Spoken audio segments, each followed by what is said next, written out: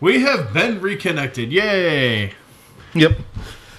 Gotta love internet going up and down here. I've got a little key right here that I'm watching that shows us what everything looks like here. We're back. Yes, we're back. We're back, folks. Don't worry. We didn't go anywhere. Unfortunately, you guys already probably missed the chroma key and the green skin and just the beard.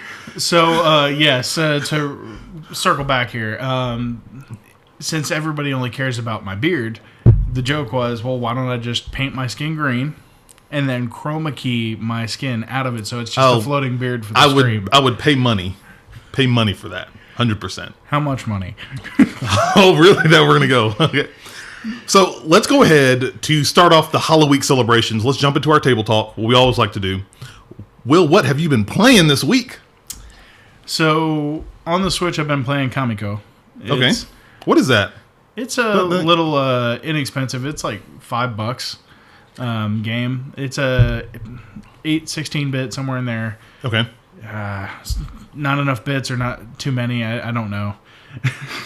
Ultimately, though, you're given one of those like warrior maidens, and the whole purpose is to kill all the things. Really? And then unlock certain things. Okay. So what we're gonna do? We're talking in chat. I'm gonna jump in here and see if I can figure out what connection issues are going on. Well, we'll talk about what games you're playing. I'm talking with you. Anyway, yeah. So you get like a choice of 4 warrior maidens or something along those lines. I've gotten halfway through the game with the archer chick. Sword chick, forget about it. I cannot do that.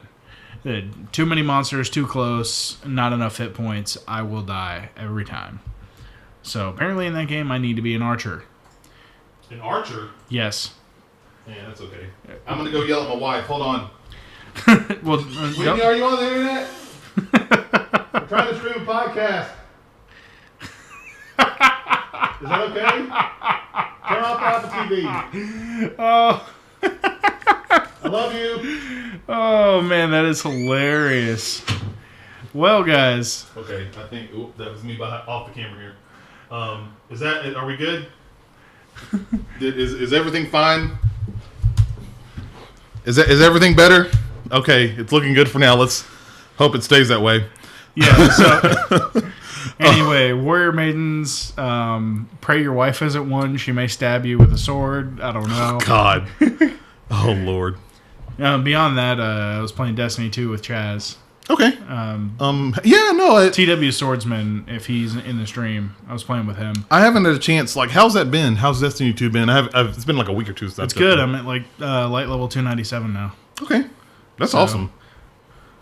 You still haven't done the raid, which is really cool. The fact that you can get that high without doing the raid. Yeah. No. Well, I mean, sometimes you get a 420 blaze it if you want to get that high, but still. I'm kidding. Yeah, Cam will probably be sleeping in the office, but whatever. We'll find out right after this. I'll send out a bites if I'm on the bed tonight. Oh, that'll be hilarious. No, I like one of the things you put in here in the comments. The PC release. By the time the audio listeners hear this, Destiny 2 for PC will be out. Now, how excited are you for Destiny 2 for PC? I'd be more excited if I could play it Monday at midnight. But I'm going to have to, at that point, honestly. It's hashtag first world problems, whatever. Yeah, okay. Yeah, I know. I won't have my gigabit then, though, so, you know. Oh, okay. Oh, thank you, Racing for the Finish. Oh, thank you, Racing for the Finish, for the cheers and the bits. We appreciate it. Yes.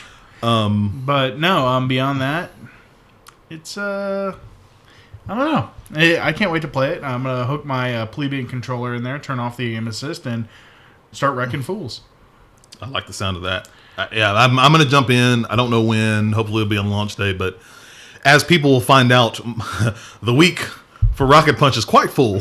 So we'll see if I get some time to play some Destiny. Yeah, if you hit our Twitter at Rocket Punch Go, you'll see our little weekly schedule that we make. Oh, no. We're going to plug it. Don't worry. Plugs are coming. No. But I also want to say, you can also look at our Twitch schedule, and you'll see the insanity that is pending.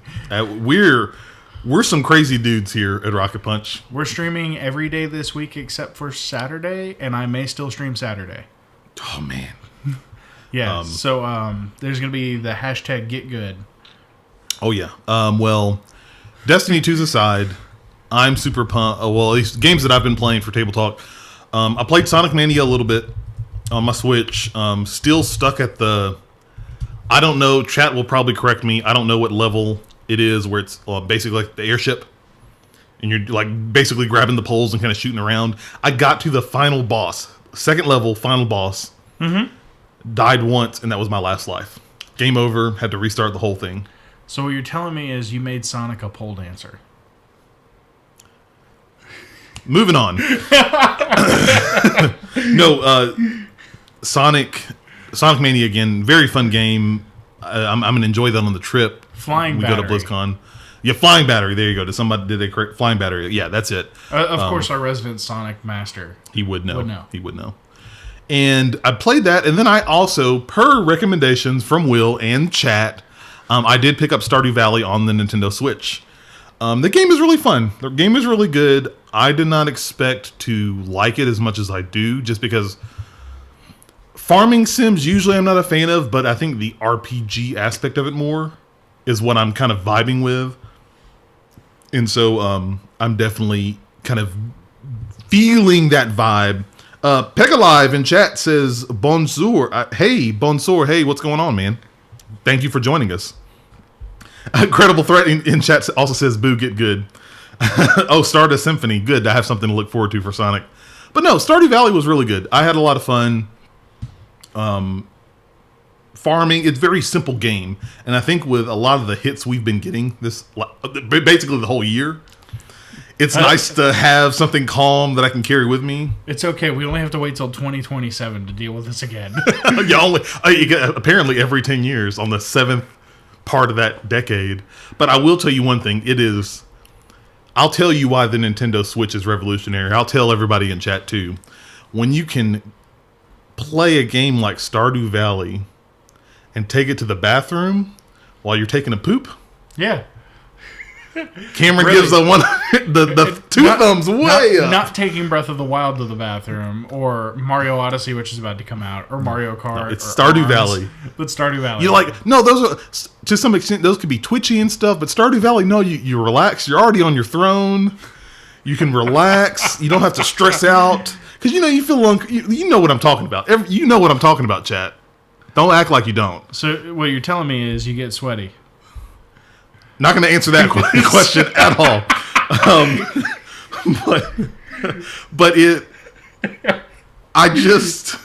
I'm enjoying Stardew Valley a lot. I'm glad. Thank you guys in chat, and thank you, William. You always keep me honest, for picking a really great game. That will be a great game we will play. I'll definitely play on the trip this upcoming weekend. If you didn't know, I'm so excited. So excited. We're going to talk about it probably throughout this entire stream, that we're going to BlizzCon. I am leaving at the end of this week. Will be leaving along with Chris Scott from Incredible Threat Gaming next Thursday. Is that right? Like right before BlizzCon? Yeah, no, we do leave Thursday. Sorry, my brain locked up for a minute. It's like, I can't believe it. We're less than 2 weeks out. Less than 2 weeks out. Racing for the Finish says it's called multitasking. That's right. See, he gets it. He understands. But no, we're super excited. We've got a lot of stuff building up for you. So let's just go ahead and talk about it right now. If you did not know, this is the Rocket Punch Cast. This is basically the podcast where groups of friends join this table to talk about video games into microphones. You can always join us on Twitch every Sunday night at 7 p.m. as we stream it live directly to your eyeballs.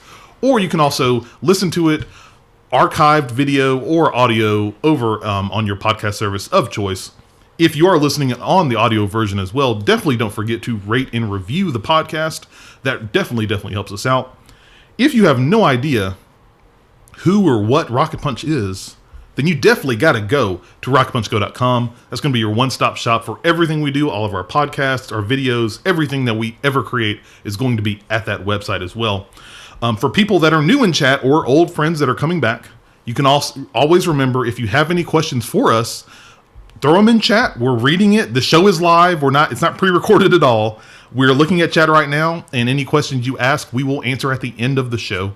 So if you have any questions for us, whether they're about Rocket Punch or just off-the-wall questions, just let us know in chat, and we'll answer them at the end.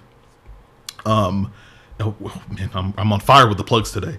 News items that are coming on. If you didn't tell from the intro video, and it may have been hard because of some of the technical hiccups, had to yell at my wife, and I'm probably getting in trouble for that. Thank you, chat. Halloweek is here. Halloweek 2, the return of Halloweek. This is Rocket Punch's Halloween celebrations all this week. We've got everything's going to be Halloween themed, as you can hear from this podcast, from Tank and Spank. Yep. We will be having Halloween spooky game streams all week. It definitely, I mean, if you're watching us on Twitch, go ahead and favorite this channel, because we will also be giving away a game each night for people that are tuning in for those streams. To give you guys a rundown so you are prepared, Monday, the 23rd, will be Oxenfree, which is a really fun kind of indie-ish title, very spooky, kind of like high school kids on this island, all of a sudden this spooky stuff happens. A very fun game. I'm glad to stream it. Tuesday will be Resident Evil 7. Being streamed that night, which is... everybody needs a reminder of how great that game is, especially with Game of the Year coming up.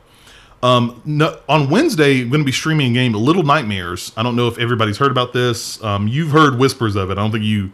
I've seen essentially today and like a trailer before on one of the big sizzle reels. It's a really cool game about this little boy who's kind of escaping this huge boat, and everybody wants to eat him. And it's very spooky and scary. If you have Steam, or Google Little Nightmares watch the trailer, it's really spooky. On Thursday, we will be streaming The Evil Within 2. I'm super excited about that one. I didn't play the first one, but the second one looks really, really cool. A lot of people have been into it, so I'm definitely excited to check that out.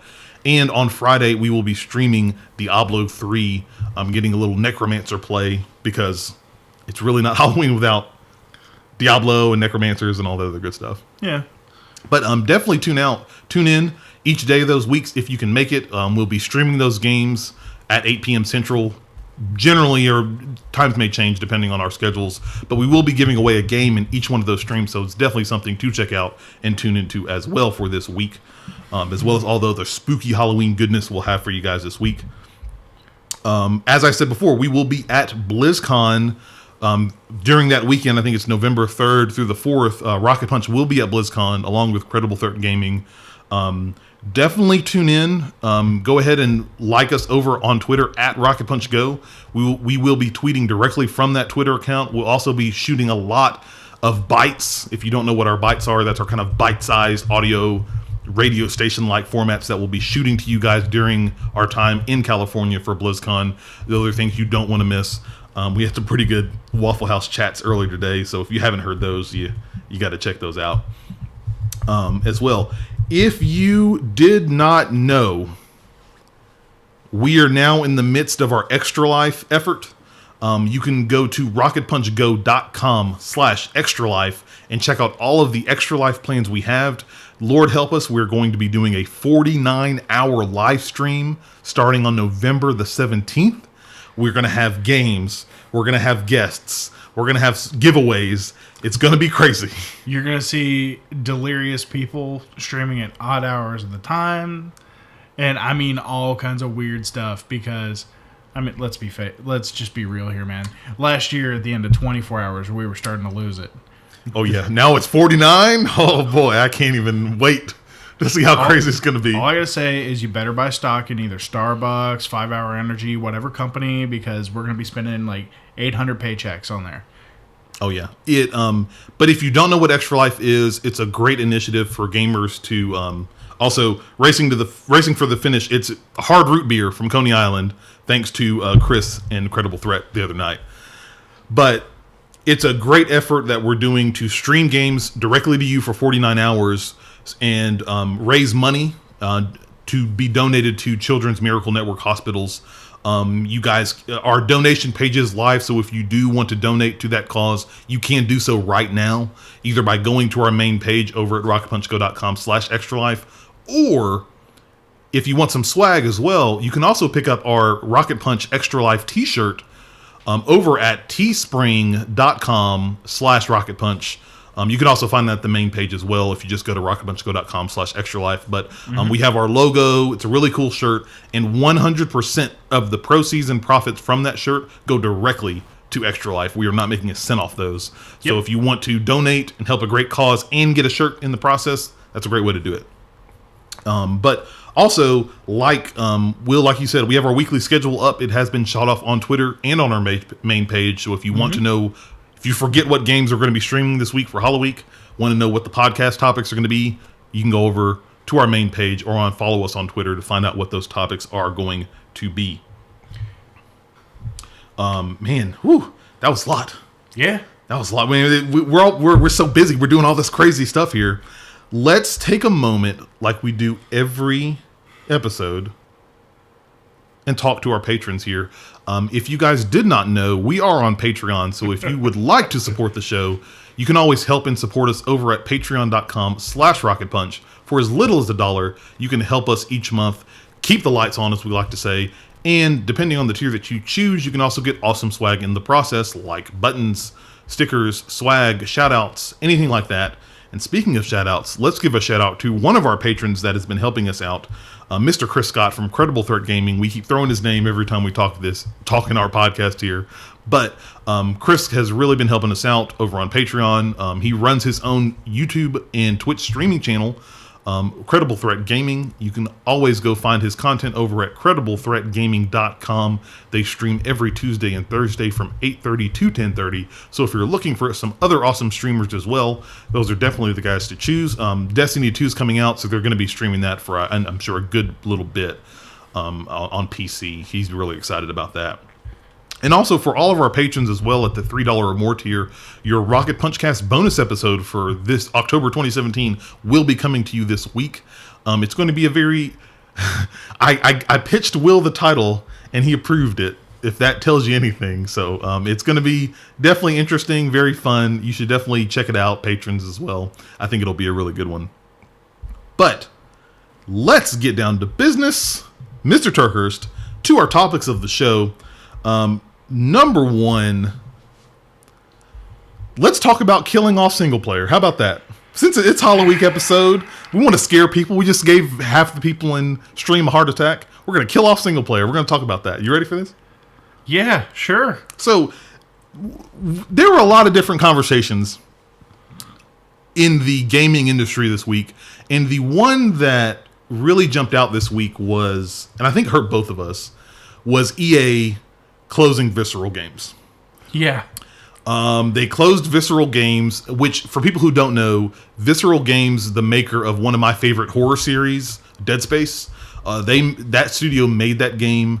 That studio is closed, and number one, that crushes me because I loved Dead Space. Dead Space 2 is one of my favorite horror games, probably of all time. And they're shutting that studio down. The more important part of this is that this was also the studio that was working on the kind of single player focused Star Wars game. Yeah. That Amy Hennig of Uncharted writing fame was leading. She was a writer, Correct. The lead writer on that. Isn't this also the team that was formed from the ashes of the 1313 team? No. Because I think there was... I don't remember. No, because I believe a lot of the ideas behind the playstyle for that was going to be in this game. Oh, okay. I did not know that. I may be wrong, but I believe that was part of why that game was so hyped. It wasn't just Amy Hennig penning it. It was also like a lot of that, like there were going to be almost like Phoenix Rising kind of deal. I know one of the big draws was that it wasn't going to be like Battlefront. There was going to be like a big single player focused, like story driven content to this. Mm-hmm. And EA came out with a big post out of nowhere saying that they were shutting down the studio. They weren't canceling the game, but one of the things they were doing, they were moving the game over the development to one of their offices in Vancouver. But what was interesting, what a lot of people focused on this talk, was kind of how they basically said they were taking the game in, quote, a new direction. And the talk, we'll link for audio listeners, we'll link the show notes and give you a link to some of the resources here for this story. One of the quotes that one of the studio heads gave was basically along the lines that a lot of people interpreted was that it's no longer going to be like a single player focused thing, but more like a games as service type of scenario, maybe along the lines of Destiny and things like that. And I know one of the things that coupled with, and we won't go too deep into this, but the Activision kind of microtransaction patent that kind of lit the internet ablaze, where basically Activision had a patent where they could make, in multiplayer games, have a psychological way to get people to buy microtransactions. It got me thinking, and I figured we'd talk about it, because it's Halloweek, and talk about scary things, is that, could this be the end of single-player games? Will this and other trend with these trends, with these stories, are single player games going away, and will games as services be the new trend in gaming, or is what are your thoughts on that? Well, firstly, I'm severely disappointed about them shutting down the studio, because they were already heavy into that game. To then take all of that work and put it onto another team in a different area means that the initial spirit's going to be gone behind the game. And I pulled up, I'm interrupting myself here. Polygon reached out to EA asking about Amy Hennig's future at EA, and they said they're in discussions about her next move. Yeah, and it really sucks for her, because she was working on Uncharted 4, went off of that project and left that, went directly to this game, and now has been moved off of that, and it's like she can't catch a break, and it sucks for her. She's if you've played the Uncharted game, she's a great writer. She weaves a very wonderful tale. Yeah, and so going back to my other point, though, when you pull some work from a team and then throw it on another team, there's a lot of morale-crushing moments in there. Yeah. And I just don't believe you're going to get the same caliber of game out of it. I mean, I know one thing for sure. This game, if you thought this game was coming out in 2019, you were sadly mistaken. Now, this is 2020, 2021? Yeah, no. They did say they're going to use most of the assets from this game for when they move it over, but it's still, you're looking a good while for this game. But more importantly, what do you think about this? It does some of the signs, not only with this, but some of the stories we've also listed to the past couple of weeks. Do we think this is the end of single player? Is that going away? I think this is the end of EA making single player only games. You think so? Okay. Yeah, I think. Well, Madden's not going anywhere, and that's a big multiplayer game. It is online component. Anthem is going to be an multiplayer game, but they just lost a studio head.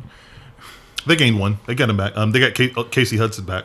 Okay. For the studio specifically working on BioWare, or working on Anthem, I think they're fine. It's just the BioWare studio head, Casey Hudson's come back. Right, and I know plenty of BioWare fans that are miffed about all of this. I mean, well, BioWare fans are a special breed. I was going to say we haven't heard much about that game yet. So I mean, if you think that's coming out next year, you're a fool. My opinion, but no, 2021 minimum. I'm just kicking it way out, so I don't even get my hopes up. But I guess. No, I really don't see anything truly single player coming out of EA. If it's not an indie thing, then they're just publishing it, other than The Sims. And they haven't made a Sims game in God knows how long. Yeah. But I'm not going to be surprised if, based on the lessons they've learned the past couple of years with making money, that will have. It's going to have an in-game store where they can get microtransactions and have some type of loot box scenario, quote unquote. Yeah. It's going to be online. There might still be a single player component, but I mean, other than EA, do you think that from the industry as a whole, that single player is going away? No, the indie scene's going to keep that alive. Plus, companies like Blizzard, they've got WoW, which is obviously multiplayer. But StarCraft, if you're playing the story, is very much the single player experience. Diablo is not. Overwatch is definitely not. I guess think about your. I'm thinking looking at their hits right now. You got World of Warcraft. Yep. You got Overwatch. Yeah. And you got Hearthstone. Those are their three big hits. Yeah. Currently, right now, and they're making money off these loot boxes and these multiplayer scenarios, and you can get all this other stuff that they're pulling in. Now, with Diablo, you can still play it single player. You can, but that game was built to be a multiplayer game. Yeah, no, 100%, hands down, 100%. Gonna be honest, man. The way I'm seeing everything as far as this goes, it's essentially going to be the indie space, Nintendo, Sega. I'm sure Chris is cringing about that. Yeah, no, it's going to be one of those where it's going to go back to the Japanese publishers. You think it's going to go back in the hands of... Persona 5. Never saw it coming. Nope. Let's see. Beyond Persona 5, Nier Automata, isn't that a single player? Yep. Mario Odyssey single player, Breath of the Wild's single player. Wow. Okay. These are good points. I actually never thought about this. Horizon Zero Dawn single player, and that's an American studio. Yeah. Guerrilla Games for Sony. Well, they're from the North American continent. I can't remember if they're in California or Vancouver. No, I think Guerrilla's over in Europe. Oh, are they? I think so. Yeah. I thought they were. Never mind. Whatever. They're Sony. That's all that matters. It's Sony. Whatever. It's Sony. They're owned by the Japanese.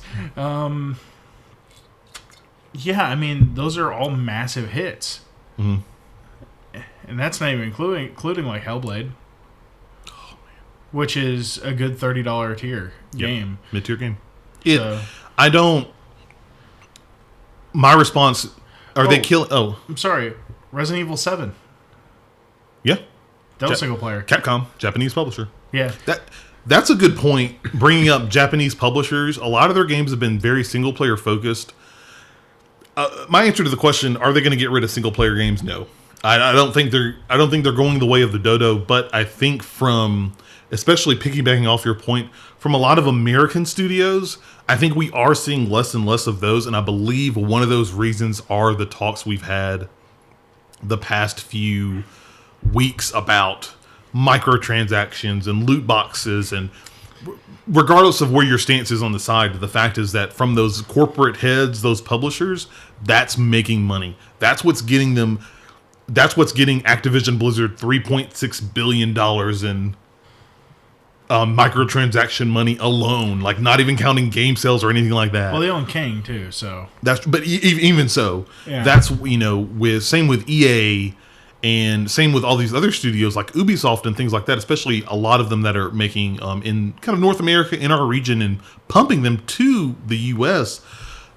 We've seen more and more of these trends with games as services. There's going to be some type of loot box scenario, or even a lot of these, even with games that do have a single player component, games that Shadow of War, where I've heard that you still need to have like an online connection in order to connect online, so it could pump you the microtransaction stores, so you can get your loot boxes and your war chests, quote unquote, so you can get your legendary orc. GT Sport just came out this past week. Apparently, you're telling me a Gran Turismo game finally came out? It did. Finally. Finally. I know, it was really quiet. It was very hush-hush. You can't, at least from reports that I've seen, if you play offline, you have, like, a lot of your modes are very limited. You don't have a lot of access, and you have to be online just to access some of those modes. And it's a little crazy, but we are seeing, like the games you listed, Persona 5, Nier, Horizon Zero Dawn, we're still getting these single-player focused games. Now, I think that what your point on the indie game scene, the indie games, I believe, are still going to drive that, simply because building a multiplayer infrastructure is just too much money. It's too crazy. Oh, no, it's definitely expensive, but, I mean, just looking at it objectively, lately, those games, Stardew Valley, it finally has multiplayer, and the first version to get it was the Switch version, but up until this point, it was single player. Yep, it's been single player. I think Wargroove is going to be local multiplayer only. Okay. As far as I know. I don't know. I hope I'm wrong, but it's interesting, and everybody's heard all the conversations around the industry of like voting with your wallet. I think that a lot of these bigger companies are trying to find a way to weave their game into some type of games as service, so they can integrate microtransactions in there to make more money. But I believe a lot of fans have spoken about keeping the single player spirit alive and keeping that in the game. Perfect examples are Titanfall. When the original Titanfall came out, it was multiplayer only. True. And as well as it did critically, I think sales-wise, it wasn't exactly where they wanted it to be. And one of the big pushes for that was that it did not have a single-player campaign. Yeah. Titanfall 2 came out, and it had a single-player campaign. I think it did, in the end, I think it still did about as well, maybe a little bit better, because it had a lot of stiff competition when it came out. I mean, it was smack dab in between Call of Duty and Battlefield that year. That's not a good place to be in. Yeah, especially during the holiday season. But the fact that was still in there And they worked, and that was a big push for Titanfall 2 was it's got single player. Star Wars Battlefront 2, kind of same story. It now has, as one of the big driving forces they're pushing for that game, is that it now has a single player campaign that's coming into the game. I don't know how I feel about Battlefront 2 right now, honestly. After this whole shutting down Visceral thing, I'm like, I don't know. I mean, but even again, it's kind of, it has that single player mode, but guess what? Loot boxes are still in there. They're trying to find a way to integrate loot boxes into that game, especially for the multiplayer, because for the average person, your single player game, especially in those types of games, you're only spending a couple of hours. Then after that, most people don't bother with it anymore. They're always online. Yeah, no, you're right. And that, I just don't, for me personally, I enjoy my single player games. I would dare say I like those a little bit more than multiplayer. Like, don't get me wrong, I appreciate a great multiplayer game. Big fan of Overwatch. Titanfall 2, loved it. The list goes on and on. Love Diablo, a lot of Blizzard games. I mean, I can count on my fingers.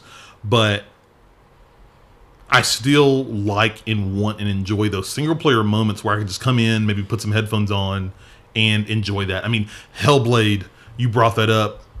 For a mid-tier game at $30, that game is superb. Like, if anybody would ask me, I would never, ever play that game unless I was at my home, nobody else around me, with some headphones on, 5.1, 7.1 surround sound, playing that game with the lights dimmed. Oh, it's beautiful. Everything they've done on that. And I feel like that art, I do feel a little bit that art is getting lost. Kind of the art of the single player experience. Fair. Because a lot of publishers are just looking at the dollar bills, y'all. And that's what they're looking at. How can we make more money? How can we make $3.6 billion a year off of microtransaction sales alone on multiplayer games? Yeah. And that's unfortunate. I feel like that's kind of how those bigger publishers are bending, because it's part of the industry, and unfortunately it's a necessary evil, but they are looking at their bottom line. They want to have a great, I don't know if a lot of corporate bigwigs may not care so much about the game as much as I want to make sure that I get my bottom line, and we're in the black. We're making a profit on this game when we release it. No, and I mean, it makes sense. It's disheartening a lot of the times. Yeah, I mean, I agree. I'm typing in chat. Yeah, no, I'm actually reading what Ranner 198 posted. I don't know if we're doing talk show or what, but since the era of graphics are upon us, most AAA titles are making hyper-realistic graphics, and increases in internet availability broadband. What's going to be the next step these developers are going to have to come up with to keep pushing and challenging the game-making scene? Ooh, save that as a question. That's a question. We'll save it for the end of the show. We'll get that answered for you, Rainer. I just don't I don't want it to go away. That art, like games like Persona 5, those single-player RPG experiences, I shudder to think of the day when RPG makers find out, oh, dude, there's a way we can weave in this multiplayer mode, not necessarily MMORPG, but like this multiplayer mode where you can play with your friends. I mean, Final Fantasy 15 is very close to that with their Comrades DLC, where you can have like 3 other people in play, multiplayer-wise. That's exactly right. Like, no. I don't want that. I'm gonna be upfront. I don't want that. If I'm buying a Final Fantasy game that's not explicitly an MMO, don't put it in there. Yeah, I'm planning to play the story. Let me see what emo edgelord we have to beat now, and then we'll move on. And I think the other thing as well, for as much money as these multiplayer games are making, and I think people in the chat would agree with me as well, in my opinion, there's still some toxicity in a lot of communities out there. I don't go near a MOBA at all. No Heroes, no League, no Dota, nothing. I've heard nothing but bad things about those communities. Yeah. And sometimes you just don't want to deal with people's shit. And I'm going to put my headphones on. I'm going to play Horizon Zero Dawn. I'm going to play Gears of War. I'm going to play Halo campaign. Don't talk to me. And that, like, regardless of the money that's being seen on this microtransaction front and things like that, there's still money to be made on the single player front. And like I said earlier, I really don't want to lose the art of the single player. No, I agree with you. There's too many positive experiences you can have when you're playing on your own.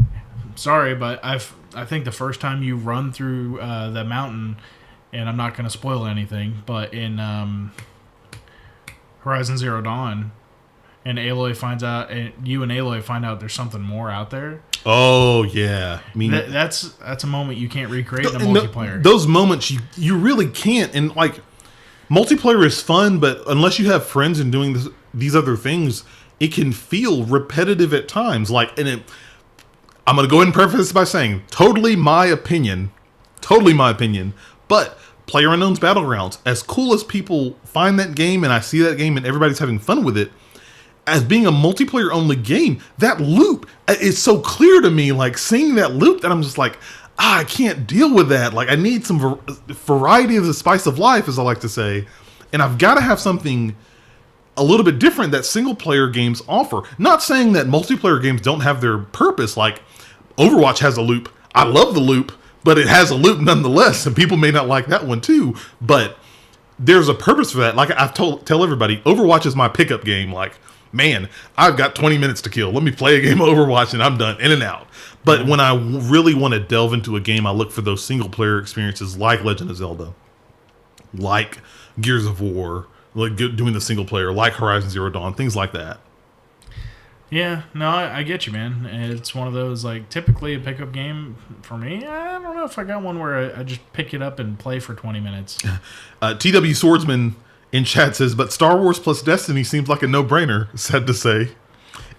Oh, Jesus, don't do that to me. Don't make me do that. You got Destiny, but with a Star Wars skin. How could you not make money? Release it around the time as the next Star Wars Episode 9 movie? Boom, profit. Which, no. No. Don't count it. I mean, for people, for the mass, they're going to roll out in droves for that. Honestly, I don't think so. I think you'd have an initial great sales burst, and then a lot of people end up going back to Destiny or whatever other game they're playing. I mean, that's what people in Destiny do anyway, right now. So they play it for a while, then they'll pull off it a little bit, play some other single player games. Then when the next patch or next update comes out, they jump back into it. Yeah, no, you're not wrong. And so, like, that's one of the things multiplayers, that loop has to be good enough that when people do inevitably leave those multiplayer games to play single player games, they have to come back, because that's what's going to happen if those single player games aren't there to supplement when you kind of wane in and out of your multiplayer games. You're going to get bored real fast, and you're going to be like, man, I'm tired of these multiplayer games. You start noticing those loops again, and that's when you wear down a lot faster on those multiplayer games. But if you can create a multiplayer game that has legs, then when they go play those single player games, they'll bounce back when new content's released. Multiplayer game that has legs. Credible Threat Gaming says, hence the addition of seasons to Destiny. He was reading that to me last night. That's a very good point. Very good point. Hey, True Love, saw you jump in chat. Thanks for coming. Yes, thank you, sir. No, let's see. Multiplayer game with legs. Yep, no, Warcraft. Oh, yeah, man, your legs can't get any longer than World of Warcraft. But no. TW Swordsman says, well, what if it was Anthem graphics, Star Wars story, and Destiny multiplayer? First off, those Anthem graphics, that was a vertical slice of a game that's nowhere near completed. So, I'll believe it when I see it. He said, also, look, you can't replay all the story missions of Destiny 2 anyway. Actually, you can do a whole chunk of them if you're doing the Ikora Raid meditations. Yeah, actually, yeah, if you do the meditations, you'll get a couple of them, you'll replay them, and you get bonuses. Pro tip for people playing Destiny 2. The gear you start out with at the beginning of the game, if you like that gear and you want it back, go to Ikora. If you do her meditations and do her rep, you'll actually be able to, over time, pick up the gear from the original armor sets in the game. They can keep it. Look, this is for the people. For the people. I'm trying to help them out here. Pro tip. Cameron's pro tip. But no, you guys are already talking in chat. Let us know what you guys think. With all these announcements and all these changes this past couple of months, do you think that single player games are going away? Are they not? Do some publishers need to figure their shit out? Let us know in chat. You can also tweet us at RocketPunchGo if you're listening via audio as well. We're curious to hear everybody's thoughts on this particular topic. That was topic 1. Yeah. You ready for topic 2? Yeah. Oh, you mean the topic that titled the episode? Yes. Yes. Are you ready for topic 2, chat? I'm sure you are. We're going to talk about making scary games great again. Yes. Yes. Hashtag make scary games great again. That's what we're going to roll with. Jesus. For topic 2, it's Halloweek, of course. So, of course, we have to do something spooky and scary. And kind of bringing up this, figuring out a topic for this, I thought, I remember hearing talks way back when of just scary games and games in the horror genre. Okay. You guys know we'll go through a bunch of lists and stuff, but people sometimes forget that is a genre. Sometimes we don't get a lot of games, not as nearly as much as we do like RPGs, first-person shooters. Those tend to be the big dogs lately. Third-person shooters as well. You can tag those in there as well. And I don't want to say that horror games are like a niche, but they're close, I think. Yeah. I mean, we always seem to have like this rush of games coming out in this genre right around Halloween every year. Mm-hmm. Or a huge sale, like PlayStation's got a sale going on right now of just horror games. It's fucking great. Go check it out. Yeah. I picked up, what was it, Resident Evil 7 for $30. Haven't played it yet. But at least for me, I feel like maybe scary games don't get, like, Incredible Threat in chat says scary games are already great. Internet is full of amazing indie titles in horror. Yes, you're correct. We're going to go through a couple of those, but I feel like sometimes those games don't get their due unless they're released in October. Fair. And like you barely hear about them unless it's like Friday the 13th or it's October getting near to Halloween. And I get that as far as like from a marketing standpoint, that makes sense because people's minds are already like scary and spoopy. Ooh. But why can't these games shine on their own at other points of time throughout the year? And like just having a conversation like, how can we hashtag make scary games great again? Well, first off, look at what Resident Evil 7 did. Because I haven't played it, but I've still seen a lot about it. They made the map a lot smaller, as far as that goes. A lot of it's in the house, right? Yeah. And then on top of that, they kind of went back to their roots. Yeah. And that's one of the reasons I decided to pick Resident Evil 7 as one of the games for Halloweek that we're streaming this week on twitch.tv/RocketPunchLive if you're not tuning in already. Because I feel like that's a game, it came out early January this year, and I feel like that's a game that a lot of people have forgotten as we get closer to Game of the Year talks, but I think is a game that should definitely be in people's talks. This was a studio and a brand that basically, Resident Evil 6, I'm not going to say anything else after that, and years after that coming back and releasing Resident Evil 7, which is superb. If you have not played this game, definitely check it out. And just putting that back in people's mind, because I think, and even then, like I think a lot of people have forgotten it because it's a horror game, because it's Resident Evil. I don't know. There are a lot of different reasons, but that was one of the few exceptions, I believe, that from my comments earlier, that it came out. It didn't need a Friday the 13th tag. It didn't need October tag in order to help sell the game. And I think it did well. I don't think it did as well as Capcom wanted it to. And that kind of alludes to Credible Threat Gaming's point. Horror games don't sell. Indie will be the place to go for horror for a long while. I don't necessarily disagree with you on that comment either. But coming back and making those games relevant, so where horror games don't necessarily have to pin themselves to an October time frame unless they're Five Nights at Freddy's. We don't care about that game at all. But I mean, talk other examples. The Evil Within 2 came like that was like almost a trifecta. It came out on October the 13th. Yeah. In the month of October. It's a scary game. It's like boom, boom, boom. It's checking off all the lists. Wasn't it also Friday the 13th? It was a Friday the 13th. Yeah. So That should have sold like gangbusters, right? We haven't heard much about the sale of Evil 1 and 2. Yeah. I don't know, man. I mean, I love the scary game sales around Halloween because that means I can go and pick up things. Like, I got Dead Space 1 and 2 last year. Yes! Get that game. It's awesome. Like, I got them on PC, and I was like, yes, go ahead and buy those. Do it. There's a Steam sale or something. I can't remember what. I'm sure there's going to be one soon. There's going to be a fall sale or something sometime soon. Yeah. That kind of stuff. It was like, oh, okay, cool. I'll pick those up now. They're relatively reasonably priced, and I can afford to throw a couple extra dollars at it. Oh, and chat's bringing up a good conversation. TW Swordsman's in chat says, so when you say make horror games great again, I said make scary games great again. Get it right. Are you talking about AAA or indie?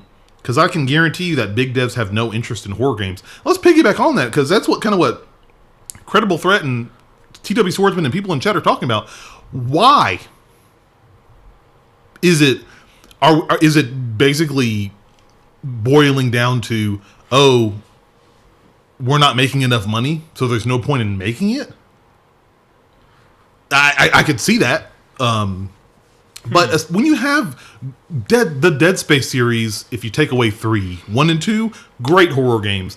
Alien Isolation, I don't think critically it didn't get as great reviews as it did, but still a fun game.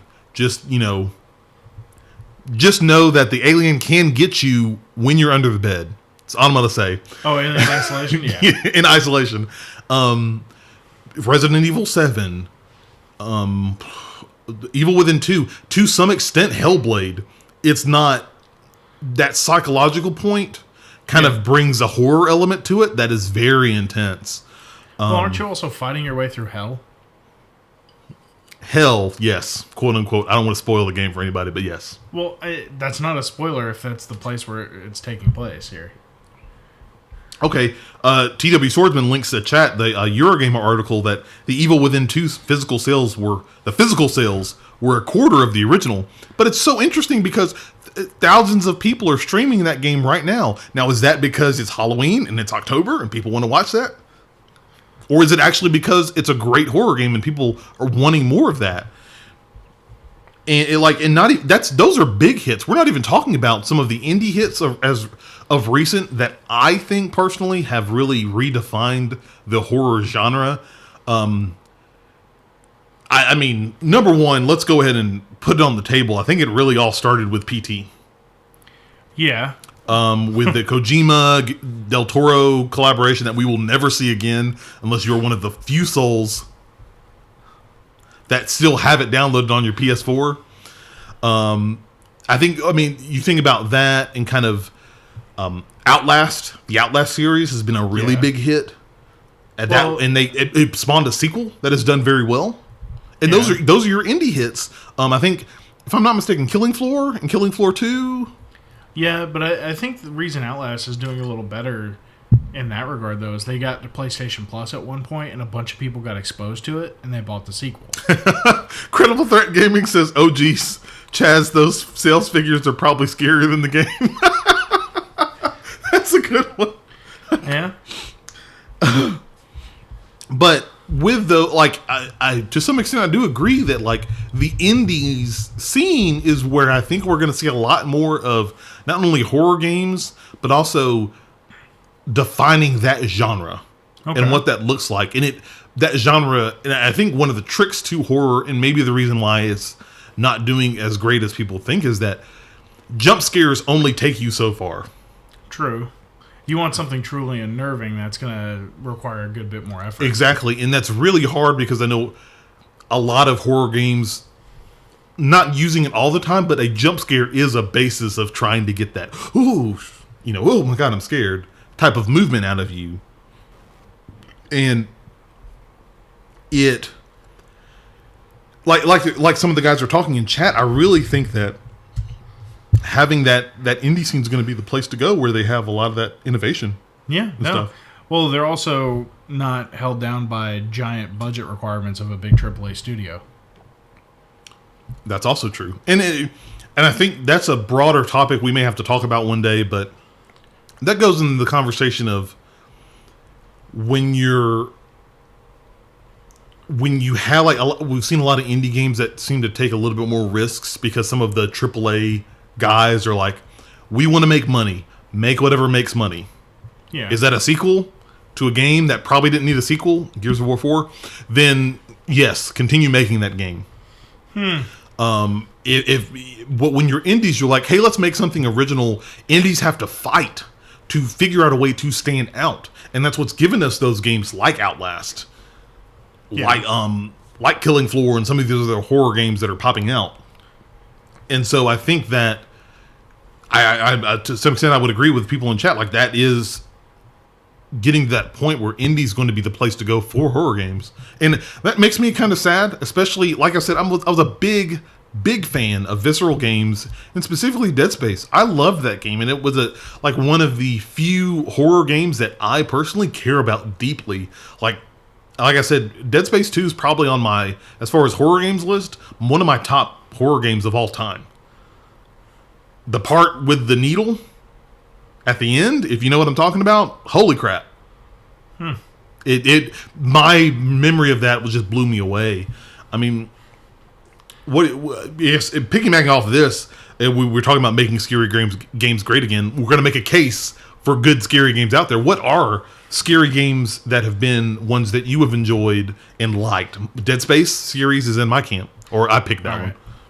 So, funny enough, when I used to hit the arcade a lot more before, had consoles abound and gaming PC, one of the things that I used to love playing was House of the Dead.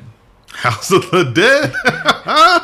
Sure, it's scary. I mean, it's more of like the run and gun kind of, and it's not necessarily run and gun. It's an on-rail shooter, but oh yeah, it's one of those where I feel like that's almost more challenging if you're on rails and you can't control your movement. No, you want to get really scary. Typing of the Dead. What? The Typing of the Dead. They made like a version where you use a keyboard and you type.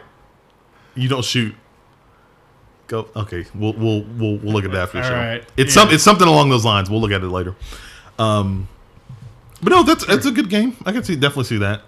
Yeah, but I love the old like arcade where you drop in a couple bucks. You're gonna lose it and just pick up your little light gun and then shoot at the CRT. Yeah, a lot of that was fun for me. Never really get into Time Crisis. Thank you, TW Swordsman. Typing of the Dead, it's the best. It's the scariest. If it's hard enough shooting with a gun, now do it with your keyboard. Hit W, hit A. The letters come at you. You have to hit the letters as they come at you. Oh, Jesus. Kill the zombies. Resident Evil 7. Again, we'll say it. One of the best games this year, and it's a horror game. It's as Resident Evil started trending more towards the action aspect.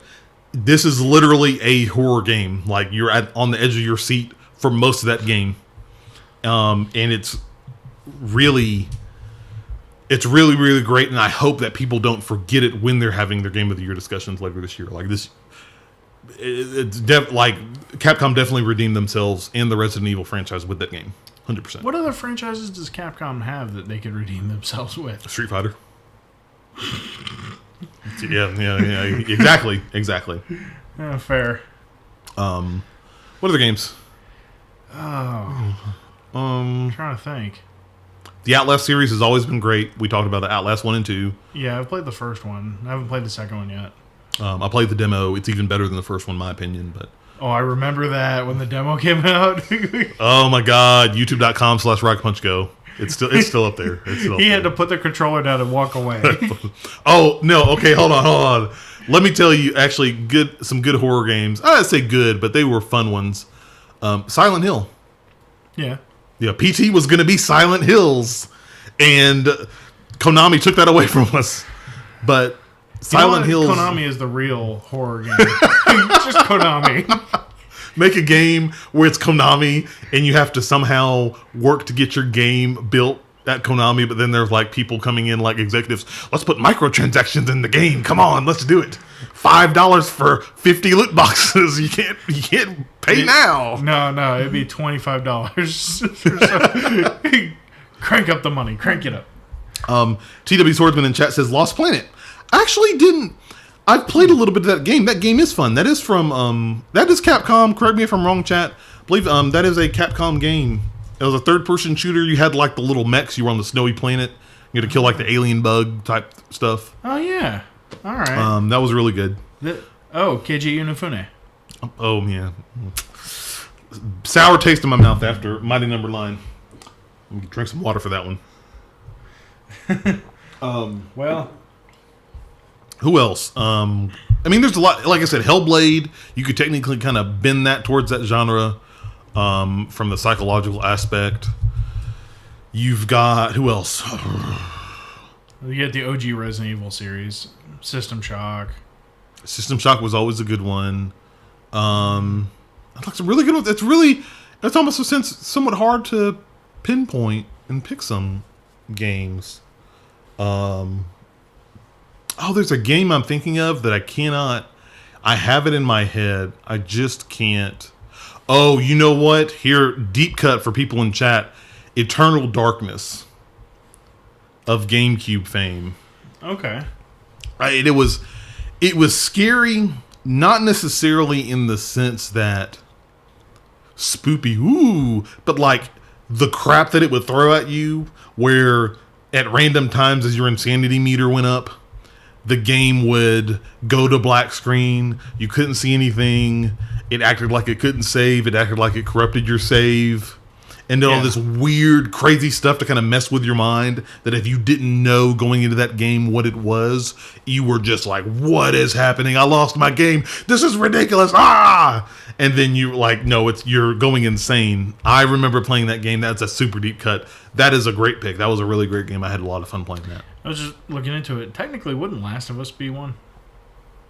You're splitting hairs. You're splitting real... I would not fold that into the horror aspect. Maybe from a... Oh, dude. One of our best streams ever. Left 4 Dead. Okay, sure, yeah. It's zombies, horror game, first-person shooter. No, I'm only saying that because, whatever his name that I killed, that everybody Nick. loved. Yes. We love Nick. No, you love Nick. I killed Nick. Oh, Jesus. Street Fighter's not a horror game unless you're looking at the current state of the game. Oh, but burn, Capcom. That's right, there is Dead by Daylight. That did come out. Oh, that was good. I heard that was really good. I haven't had a chance to play that. I've seen some good streams of it. Okay. But I don't know. Just there are a lot of great horror games out there, and I think that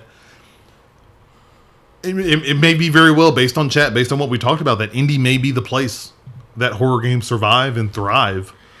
Because big budget titles don't want to take a chance on those games unless it's October 13th or Friday the 13th or October, unfortunately. Resident Evil 4 is king. I played that on the GameCube back in the day. That was fun. That was a good, fun game. I would, again, lean more towards action on that one. Alien Isolation. If you like Alien, that was a good game to pick up. It was definitely better than Colonial Marines. It was fun to watch you play it. Of course, every time. It's always fun to watch me play a horror game. What if they made a Dino Crisis horror game? That would be cool. I would love to bring Dino Crisis back. That's a series that hasn't been touched in a while. That's true. Really cool. Man. Wrapping this up, let us know, people in chat, people that are listening via audio, what do you guys think of the state of horror games and scary games? What can we do to make scary games great again? Let us know in chat. Let us know on Twitter at RocketPunchGo what your guys' thoughts are. As always, we are definitely interested to hear those. Ooh, Parasite Eve. That's a good pick. That's a really good pick. I really liked Parasite Eve. It was really good. Fair enough. Really, really good. So that's the end of our topics of the show. We actually did get a question. Remember, as we said at the top of the show, if you have any questions for us in the Rocket Punch crew, you can ask them during chat over on Twitch, and we will answer them at the end of the show. I'm going to scroll back up here to what Will read earlier from Rainer198 on Twitch chat. I don't know if we're doing talk show or whatnot, but since the era of graphics are upon us, most AAA titles are making hyper-realistic graphics, and increases in internet availability, broadband, what's going on to be the next step. These developers are going to have to come up with... make sure I'm reading this right. Most AAA titles are making hyper-realistic graphics, and increases in internet availability, broadband, What's going to be the next step these developers are going to have to come up with, to keep pushing and challenging the game making scene? What do you think? As far as what they need to do? I think what Rainer's asking is that with the advent of technology is getting better, games are getting more hyper realistic, we're getting more broadband and connectivity out there. What are game developers going to have to do to keep games fresh, per se? Or let me scroll back to this question. What are they going to have to come up with to keep pushing and challenging the game industry, the game making scene? As far as that, honestly, what's old is new again. A lot of people are going back to the 16-bit style as far as graphics, especially the indie scene. But yeah, and I'm not really seeing anything negative out of that. But I think that will work, but it only goes so far. True, definitely. But I mean that as far as across the board, because we could look at things like going back to our prior topic, they could do a total remake of the Castlevania series. Man, a lot of fanboys would pee their pants if that happened. I'm just saying, as far as doing that, but making it so they do, what's the episodic nature? Yeah. So you do episode 1, episode 2, episode 3. Right, but you do it where you have to log in. I see you, Final Fantasy VII Remake. No, but one thing they could do is if you have fast enough internet, you do it so you log into the cloud and it's rendered on the servers and you just see it. TW Swordsman in chat says game processing in the cloud. That's not a bad idea, but again, that is going to depend on when people start getting faster, high-quality internet and broadband connectivity, because still, in the U.S. at least, a lot of people don't have great, reliable internet. William is one of those people who does not fall in that category anymore. Yes, I'm going from that measly 6 meg DSL into true gigabit internet. I cannot wait. Credible Threat Gaming says, anybody remember the commercial for PS9? That's the next step. Console turns to dust, goes up your nose, and connects to your brain. Sure. I like TW Swordsman reply. So, cocaine. Spill this water on my computer. What's the next step? My thought is that I believe we are getting to the point as an industry where the next step will not be necessarily more hyper-realistic graphics in the way we've been seeing it now from 8-bit to 16-bit to 64-bit to 128 and so on and so forth, but that we're going to see games that are much more detailed, higher resolution, they can capture more images on the screen. Yeah. We've seen more enemies on the screen. The revolution that's coming next is the tech behind the graphics. You're going to have much more enemies on the screen that look more detailed on the screen than they have before. So instead of 100 people now that look pretty good in The Witcher 3, I'm just picking a game, now Cyberpunk 2077 has 1,000 people on screen that look even more detailed than the 100 before. I think that's going to be the push there. Depends on how you feel about it. I believe that the next advent is as people get faster and better quality internet with the advent of gigabit, you're going to see those higher resolution games like full 4K games on consoles being streamed. I mean, the Xbox One X is a step towards that future. I think based on how the industry is trending, I'm not going to be surprised as people get better internet, we are going to go towards a digital future. Oh, yeah. I mean, but I'm going to have to go to TW Swordsman's last one. The Switch is more the future. Make games with graphics decent enough that you can just take everywhere.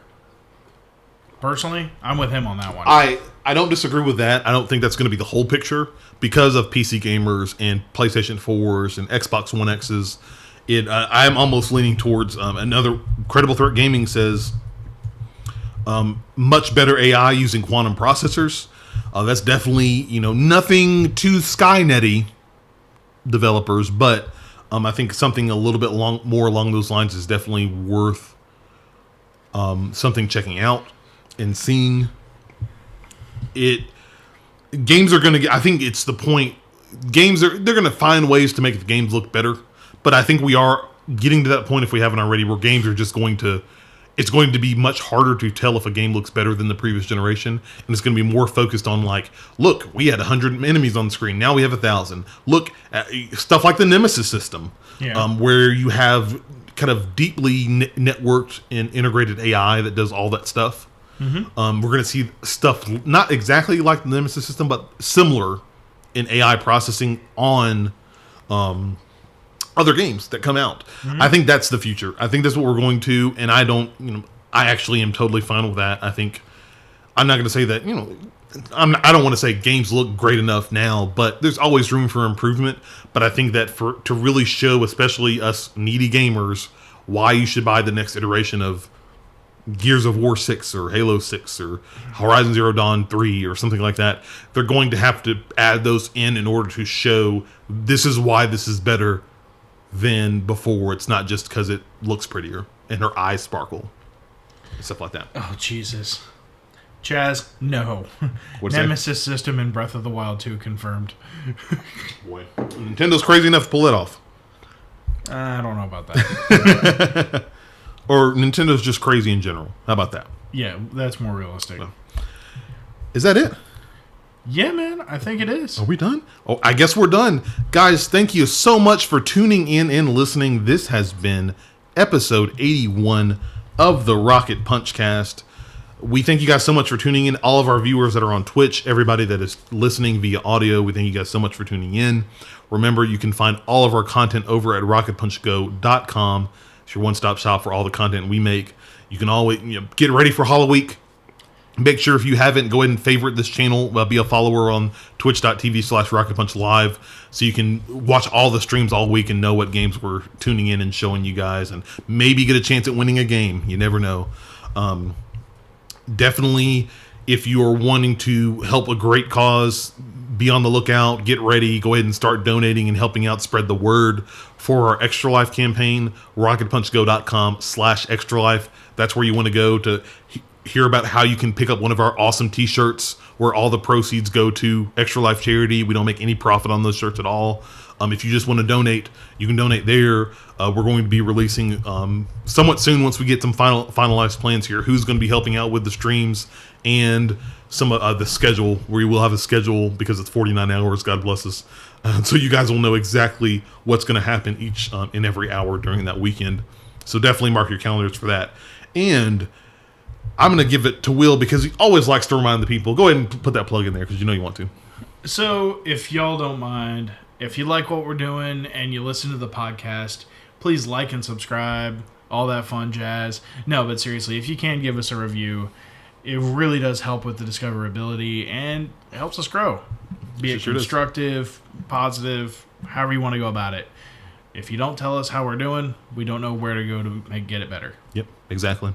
TW Swordsman, just follow twitch.tv/rocketpunchlive.